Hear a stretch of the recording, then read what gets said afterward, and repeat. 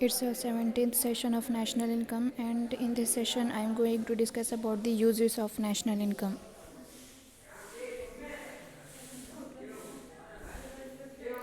There are so many uses of national income. The important uses can be: the first point is population. A higher national income clearly does not mean a higher standard of living if the extra income is shared among more people.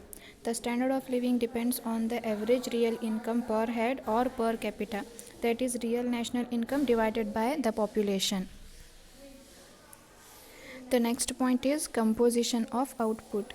In ancient Egypt, productive resources were wasted on building pyramids. Similarly, a modern society may use a large part of its resources for military purposes that contributes little to the welfare of the people. Moreover, societies differ in their needs. For example, a cold country has to use a portion of its productive capacity just to keep warm. At a particular time, much of the country's output may be used to repair damages due to floods or earthquakes. Thus, the output that is available for satisfying other needs will fall.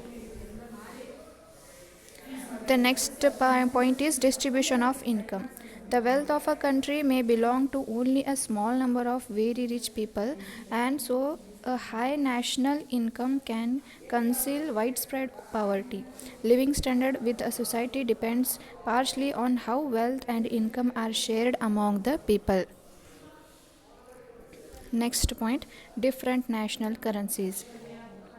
In order to compare the national income of different countries, it is necessary to convert the figures into the same currency. For instance, the United States figures are in dollars, whereas Britain's figures are in pounds sterling.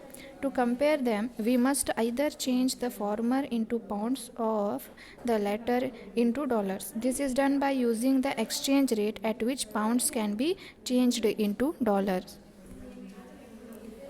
For example, at a rate of euro 1 to dollar 2, a UK national income of say euro 100 billion would be expressed as dollar 200 billion.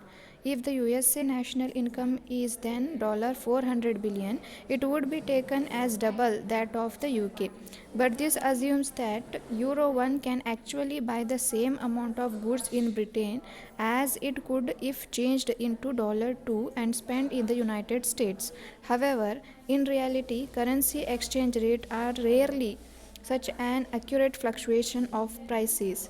International comparison of this kind can therefore be misleading. Next point, statistical limitations. Methods of calculation and reliability of national statistics inevitably vary, particularly economic development. Thus, the welfare of people in a less developed farming community may be underrated by national income figures because production is based largely on family self sufficiency and not measurable in money terms. Even in advanced economies, the measurement can be misleading because they take no account of non monetary exercises such as the do it yourself activities of Indian households.